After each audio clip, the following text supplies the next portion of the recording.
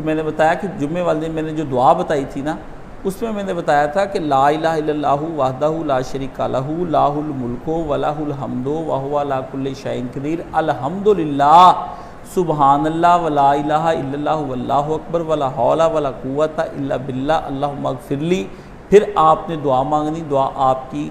कबूल हो जाएगी जब रात को अचानक आपकी आँख खुले। तो मेरा एक स्टूडेंट है,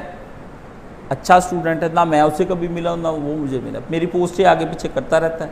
तो उसने ये जो है ना, ये हदीस शरीफ ही निकाल के ना तिरमिज़ी शरीफ की, तो उसने लगाई हुई थी, तो वो शो हुई मुझे,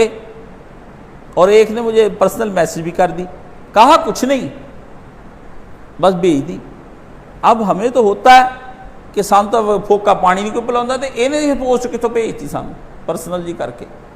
मैंने उसको गौर से पढ़ा तो उसमें लिखा हुआ था जो दुआ, उसमें सुबहान अल्लाहि वल हम्दुलिल्लाह लिखा हुआ था, मेरी तरह नहीं लिखा कि अल्हम्दुलिल्लाह। तो मैंने जुमे में बाकायदा बताया था, मैंने तो निकाल ली उसी वक्त सारी किताबें,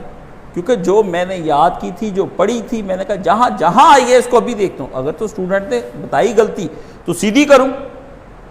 लेकिन मैंने कहा ऐसे हुआ नहीं, क्योंकि जना जब मैंने पढ़ी थी,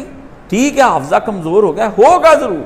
अखीर मैंने सारी चेक की तो इमाम बुखारी रहमतुल्लाह अलैह ने वैसे ही लिखी जैसे मैंने बताई है। बाकी दो इमामों ने लिखी है, और इमाम बुखारी के उस्ताद जो है वो इन दो के मुकाबले में ज़्यादा मोतबर उस्ताद हैं, इसलिए मैंने बुखारी शरीफ को दलील के तौर पर आपको सुनाया। यानी आलिम को चैन नहीं फिराता।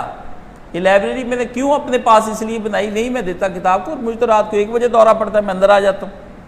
आके अपनी लाइब्रेरी से किताबें निकाल देख कौन सी किताब, ये सोते को मुझे ख्याल भी आ जाता है।